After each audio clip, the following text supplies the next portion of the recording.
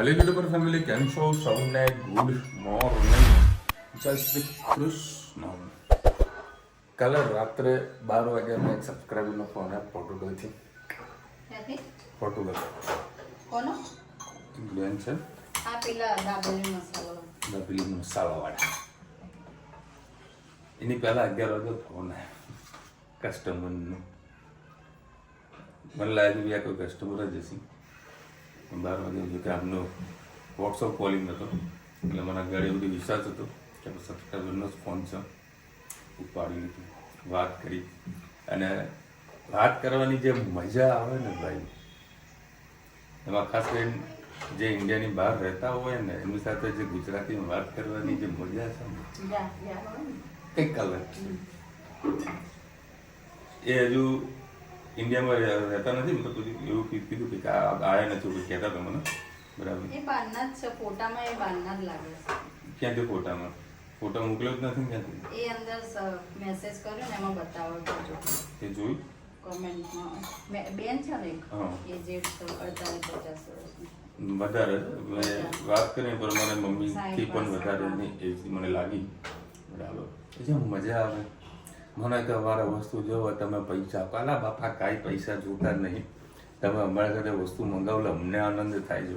બાકી ઘણા બધા કન્ટ્રીમાંથી સિટીમાંથી આપણા માટે છોકરા માટે વસ્તુ મોકલતા જ હોય છે ઘણા બધા, તો અમે પણ મોકલીએ. અમને આનંદ આવે મહેમાન ગતિ કરવા મળે એટલે એવું કંઈ ખાટું મોડું થતું નહીં. તમે શરમાવશો નહીં. અમને એટલો આનંદ આવે કે બીજાને છોડીને તમે અમને કંઈક સેવાનો મોકો આપો છો. એટલે સાબુદાણા ભૂલી ગયા હતા રુચિ. મને કે પેલું કંઈક નાખે ને તમારો ઉપવાસ હોય છે ને બધું ભાઈ, સાબુદાણા તો કોમન વસ્તુ છે બધાની યાદ હોય. એટલે મેં કીધું પેલી સિંગદાણાની ખીર કે નહીં તું થોડું હું એ વખતે ખુશ થઈ ગઈ. મેં કે સાબુદાણા કે હા સાબુદાણા. એક વખત સાબુદાણાના ખીચડીની અંદર રુચિતા ભાભીએ મસાલો નાખ્યો હતો. હા, દાબેલીનો મસાલો જતો રહ્યો. એટલે એમને એવું કઈ વસ્તુ જુઓ છે. હું તને નંબર મેસેજ કરી લઈશ ને. બરાબર, આપણા સમય કરતા એ રાત્રે 2:30 વાગે ત્યાં ફોન કર્યો હતો. રાતના 2:30 વાગ્યા ત્યારે એમને. બરાબર, એટલે તું એ પ્રમાણે ફોન કરજે ને તો બધું 12 વાગે ફોન કરે તો મારે 9:30 10:30 થશે. 2.5 કલાક પાછા. બરાબર, એટલે અમે જે વસ્તુ જોતી હોય ત્યાં પછી મોકલી આપીશું. કારણ કે અમેરિકા હોત ને તો અમેરિકામાં બધી વસ્તુ મળી જાય. આપણે ગુજરાતની તમામ વસ્તુ મળી, કોઈ વસ્તુ બાકી જ નથી. સિંગ તેલનો ડબ્બો એ સ્પેન બાજુ કંઈક આવ્યું છે, પોર્ટુગલ. અને અમે કન્ટ્રી જોઈ કાલે વિડીયોમાં. સારી કન્ટ્રી છે, હેરિટેજ છે. આપણે હેરિટેજ કન્ટ્રી છે. જોયા થોડા 2-3 વિડીયો, મતલબ શોર્ટ્સમાં જ જોયા મેં, કારણ કે મારે બી ઊંઘવાનું હતું. 12:30 વાગી ગયા હતા. મજા આવી. આવું કંઈક કામ કર્યું કહેવાનું. લોકો બેઠા છીએ, કોઈ વસ્તુ મંગાવી હોય લાવી દઈશું. હવે તો ટેન્શન નહીં લેવાનું, એમાં શરમાવાનું નહીં. મારો વડાપાઉં ખાવા તો અરુણભાઈનો ફોન નહોતો કરી દીધો. અને જે ફોન કર્યો ખરેખર મોજ પડી ગઈ હતી. જે વડાપાઉંની અંદર વડાપાઉં દાબેલીમાં ખરેખર મારું પેટ ભરાણું હતું. જો નાસ્તો લઈ ના આવ્યો હોત ને તમે જબરા હેરાન થઈ જાય, બહુ ભૂખ્યા રહી જાય.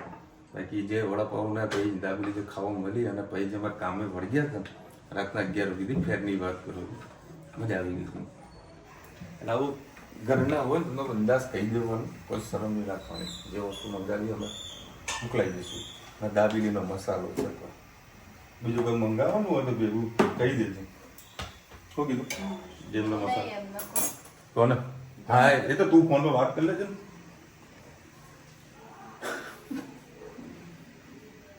ફોન પર વાત કરી લેશે એટલે જે વસ્તુ લાવવાની છે લાવી લેશે. એની 9 વાગ્યા છે, 10 વાગ્યાની ટ્રેન છે. 9:30 વાગે ઘરે છે નીકળીશ પાછલા રસ્તે. મને એવું લાગે છે કે રેગ્યુલર ના એ ખુલી જાય છે બાપા. આમાં જે રેલવેને જે જગ્યા આવે ને તો વળી આમ રસ્તો ખુલી જાય, જોઈ લેવાનું. ખુલ્લો હોય તો જતું રહેવાનું, ના કે ભાઈ ગોલ ફરીને જતું રહેવાનું. જય શ્રી કૃષ્ણ. આજે ચોળી રીંગણ બટેકાનું શાક બનાવવાનું છે. એના માટે મેં 3 પડી જેટલું તેલ લઈ લીધું છે. એમાં આપણે એડ કરીશું રાઈ,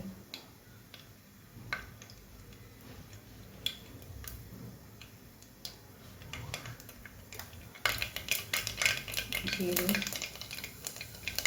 હિંગ,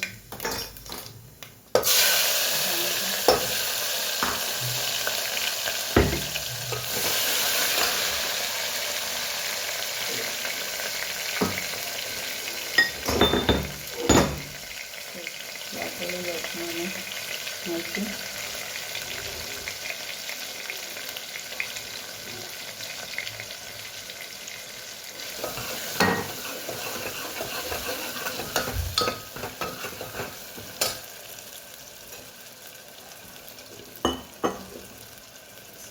પાણી એડ કરીશું. એમાં ધાણા એડ કરીએ, હળદર,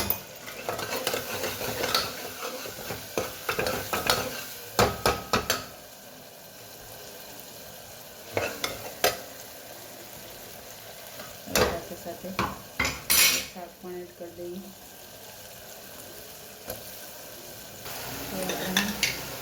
મીઠું એડ કરી લઈએ. છે બધી કાશ્મીરી મરચું એડ કરીએ.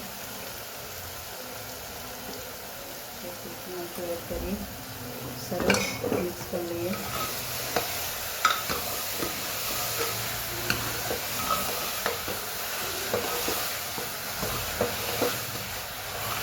થોડી વાર શાકને થોડા દઈએ, મસાલાને એકરસ. પછી એમાં સહેજ પાણી એડ કરીશું.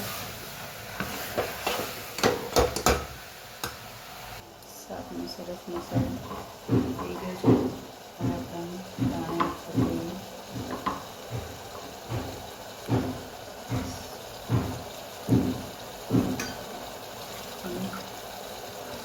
એક ગ્લાસ અડધો ગ્લાસ પાણી એડ કરી દઈએ. 4 સીટી મારી દઈશું એટલે સરસ મજાનું શાક તૈયાર થઈ જશે. પાણીની જરૂર છે એડ કરીએ.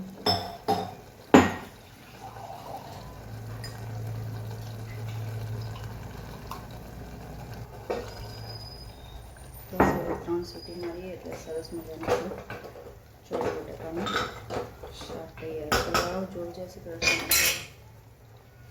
અત્યારે ભાવસની પાર્ટી સાટી છે તો સંકલ્પમાં આવ્યા છે ફેમિલી સાથે. ટિફિન ભલે પડ્યું, કોને લઈને જવાનું? ખાવા ટિફિન નહીં પડ્યું અંદર. દાદા એ તને કેવાય તું બેઠે પીઝા હમણાં ખાધા તો ને પીઝા. અમે તો રોજ નવા પીઝા ખાવાનું. આ તો અરે કાકાનો બર્થડે એટલે વળી પીઝા ખાવાનું નહીં ભાઈ. અને પપ્પાએ શું ખાધું જુઓ ખાલી. અમે બીજા હોટલમાં જઈએ ને બીજાનું ખાવાનું. પપ્પાના સ્પેશિયલ ફરાળી થોડું છે તો ફરાળી ભેળ લઈને આવે ભાવે. અહીંયા બહાર મને પપ્પાના ભાવ છે ભેળ. એ વળી પપ્પા વળી ખાશે.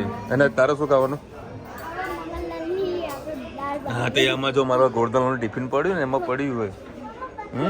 ખાવું છે તરફ ધનીના પીઝા. બોલો સ્પેશિયલ કીધું કે બાબા વિડીયો તો લ્યો પીઝાનો. મસાલા ઢોસાની ચટણીના જોડે મમ્મી પીઝા ખાય. એટલે 4 ટાઈપની ચટણી છે એમાં વળી આ ચટણી જોડે ખાય. શું હોય જો ભાઈ સેવા ભાવે કઈ ટાઈપનો ઓર્ડર કર્યો મને ખબર નથી. આ કંઈક અલગ છે, બટર સાથે છે. આ કંઈક સબ્જી છે એના જોડે અલગથી સબ્જી આવે છે. આમાં છે મસાલા. આ બધા અલગ અલગ છે, ફ્લેવર અલગ છે. આ પેલા બી છે ને ત્યાં પણ છે જ. કેવું મમ્મી? મમ્મીનો વાસ મારી રહી છે. નાક નાક ચાલ. બ્રાઉની બ્રાઉની હવે ખાવાની. 8 બરેલી ચોકલેટ. એ આ તો બરેલી ચોકલેટ કહેવાય. રહ્યા તો બધું વધારે ના નાખે, વધારે નાખે એ બાઉલમાં જ ખાવું પડશે. ગજબનું થઈ ગયું, ગજબનું થઈ ગયું. મેં રુચિતા લીધા વગર અમે નીકળી ગયા. ના મને ખબર ના મારું તું બેઠી હશે. ચલો સાઈડમાં જાડો. ચકડો આપી દે ને ભાઈ, તારે પહેરવી છે આપી દે તો એને. એની વસ્તુ છે. હેરપિન માટે બાજવાનું થાય આ લોકો. ખસે તો નહીં. ચાલ સાઈડમાં આપી દે. ભાઈ બધાએ હેપી બર્થડે કીધું છે ભાવ તમે થેન્ક યુ સો મચ. મેં કોમેન્ટ તમને આવીને જોઈ અને હેતને વડે બહુ મજા પડી ગઈ. ધનુને આઈસ્ક્રીમ ખાવાની મજા પડી ગઈ. આઈસ્ક્રીમ તો આને ભાવી જ નહીં. કોઈ આને થેન્ક યુ ના કીધું કોઈ નહીં. કોઈ ભાઈ દીધો ને આઈસ્ક્રીમ તને લે સારું હતું. પેટ થઈ ગયું છે ફૂલ બરોબરનું. આપણા મમ્મીનું કરી ઘણું કરી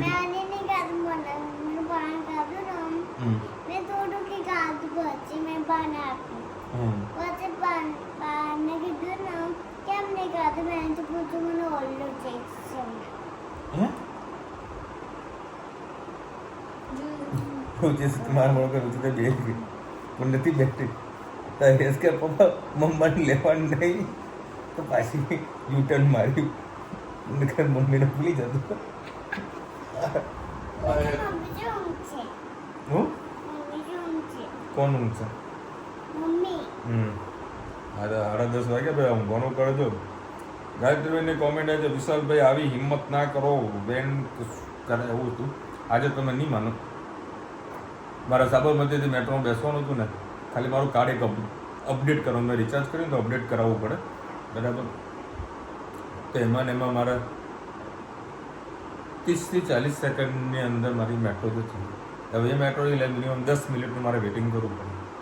એના કારણે થોડીક દોડ મૂકવી પડે છે. બાકી મજા આવે છે. ટાઈમ સારો એવો જતો રહે છે. અને બીજું કોણ હતું મીનાબેનની કોમેન્ટ હતી ગુડ ઇવનિંગ જય શ્રી કૃષ્ણ. સન્ડે કામિકા એકાદશી છે. અચ્છા એ પાછું સન્ડે આવી બોલો કશો વાંધો નહીં. શનિવારે રવિવારે કેરીનો રસ અને રોટલી બરાબર ને. કેરી તો બાપા ગમે ત્યાંથી લાવશે તમે એનું ટેન્શન નહીં લેવાનું. મેં કે ધનુ એ શું કરે છે તૂટી ગયું. હા તો મમ્મીને કહે કરી નાખું. કેરી રસ છેલ્લો રાઉન્ડ કરવાનો છે. જો બદામ કેરી મળે છે અમદાવાદની અંદર કારણ કે હું મારા ત્યાં રોજ નારોલ જવાનું હોય છે. મેં મારી સ્કિન તમને ખાલી ગ્લોસિંગ બતાવું ને એટલે તમે કહો વિશાલ આટલો તો કાળો ભમટ ચહેરો એટલી ડસ્ટ ઉડે બાપરે બાપ ગજબ નહીં. આજે વળી ઘણા બધા ફોન કરીને આવવાના હતા બધાને 6 વાગ્યાનો ટાઈમ આપ્યો હતો બરાબર. લોકો 6:20 આવ્યા કોઈ 6:30 આવ્યો. માંડ બધાને 5 થી 10 મિનિટ 5 મિનિટનો ટાઈમ આપ્યો અને બધું પતાવીને પછી 6:40 હું દુકાનથી નીકળ્યો. આમ તો પોતાની ગાડી લઈને આપણે જતા હોઈએ એટલે ભાઈ બેસતા હોઈએ ઓફિસમાં કંઈ કામ હતું પણ હવે ટાઈમનું શેડ્યુલ એકદમ ફિક્સ થઈ જાય છે એટલે ઘણા બધા લોકો મળવાનું બી રહી જાય છે કારણ કે મારા બધા જે વેપારી આવતા હોય છે એમના સેમ્પલો લઈને એમાં પ્રોપર ટાઈમ બી નહીં આપે છે કારણ કે બપોરે જમીન તરત સીધું ફેક્ટરી અને દિવસનું 25-30 કિલોમીટરનું ટ્રાવેલિંગ. બાકી કામ કરવાની જે મજા આવે છે બહુ મજા આવી જાય છે. બસ બધી ગયું ને કોમેન્ટ બસ આટલી કોમેન્ટ હતી. એકાદશી 11 આવશી રુચિતા આ વખત 11 કરે કઈ કરવાની તારે ઉપવાસ કયો કરવાનો એ રુચિતા કયો ઉપવાસ કરવાનો તારે તું કહેતી કે ઉપવાસ કરવાનો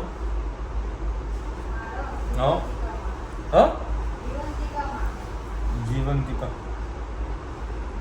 આવો છે એ રુચિતાને કરવાની છે.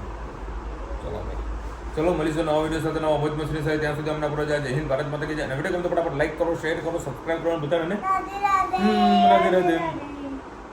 આજે ના પ્લેટફોર્મ પર હતો સાબરમતીના મહેસાણા આવવા માટે તો એક એમ ब्लॉग बनाओ तो सभी हेलो गाइस देखो ये है गुजरात का खमण इसको हम लोग खमण ढोकड़ा बोलते हैं.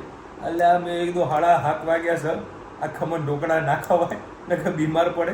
હવાના 5 વાગ્યાના ખમણ બનેલા હોય અને તું રાત્રે 7:30 વાગે ખમણ ઢોકળા ખાઈ દે રેલવે સ્ટેશનમાં. હવે આને હું સમજાવવાનું બધું બનાવી તારો વ્લોગ રુચિતા 7:30 વાગ્યાના એનો વ્લોગ બનાવતો હતો. किसको गुजरात में सब लोग खमन ढोकला के बोलते हैं खा तू तारा અને બીમાર પડ શું કેવું કોઈ કોઈ જગ્યાએ તમે ખમણ ખાવ ને તો 12 વાગ્યા પછી ના ખમણ નહીં ખાવાનું.